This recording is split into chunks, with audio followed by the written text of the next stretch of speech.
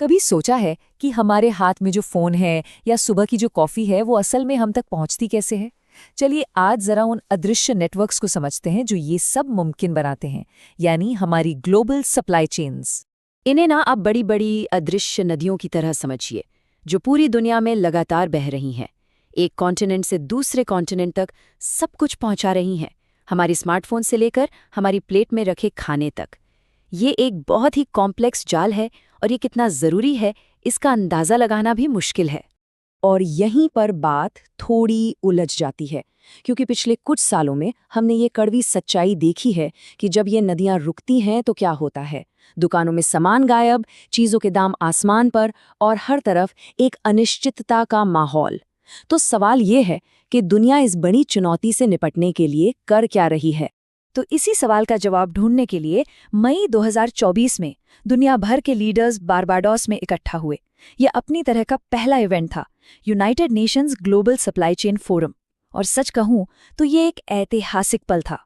UNCTAD ने इसे host किया था और ये सिर्फ एक मीटिंग नहीं थी, ये इस बात का सीधा सीधा सबूत था कि सबने मान लिया है कि हमारी ग्लोबल लाइफलाइंस यानी ये सप्लाई चेन्स बहुत ज़्यादा प्रेशर में है और उन पर फौरन ध्यान देने की ज़रूरत है। तो आखिर ये प्रेशर, ये तनाव हैं क्या? इस फोरम में उन कई बड़ी वजहों को पहचाना गया जो इन नेटवर्क्स को बिल्कुल किनारे पर धकेल रही हैं। चलिए एक एक करके इन्हें देखते हैं। एक तरफ तो जियोपॉलिटिकल टेंशन्स और लड़ाइयों के झटके हैं, दूसरी तरफ कोविड-19 महामारी के आफ्टर शॉक्स अब तक महसूस हो रहे हैं। मतलब सिस्टम पर हर तरफ से दबाव है और इसका असर हम सबको दिखता है। शिपिंग में देरी होती है और चिंता की बात यह है कि ग्रीन हाउस गैस एमिशन भी बढ़ रहा है, जो प्रॉब्लम को और बड़ा बना देता है। और क्लाइमेट चेंज की बात करें तो यहाँ एक बड़ी अजीब सी सिचुएशन है।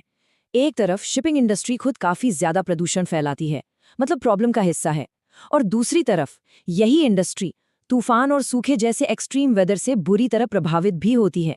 ये एक ऐसा विशेष साइकिल है जिसे तोड़ना बहुत ज़रूरी है।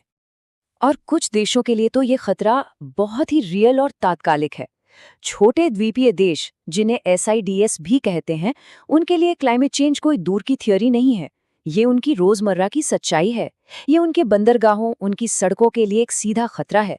वही इंफ्रास्ट्रक्चर जो उन्हें बाकी दुनिया से जोड़ता है, उनके लिए ये सिर्फ इकोनॉमी का सवाल नहीं बल्कि उनके वजूद का सवाल है।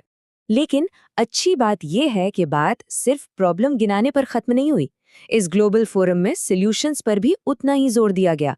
चर्चा का फोकस तुरंत इस पर शिफ्ट हो गया कि भाई इन चेन्स को ज्यादा मजबूत और सस्टेनेबल कैसे बनाया जाए। तो रास्ता क्या है?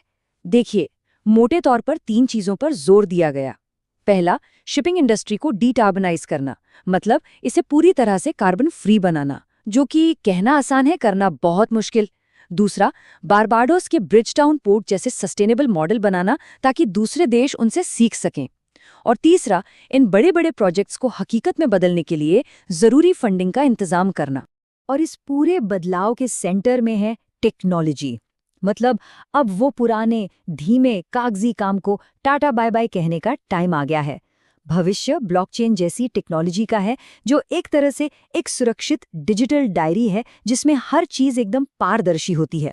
और साथ ही ऑटोमेटेड सिस्टम्स का है, जो कस्टम्स जैसे काम को पहले से कहीं ज्यादा तेज और आसान बना सकते हैं।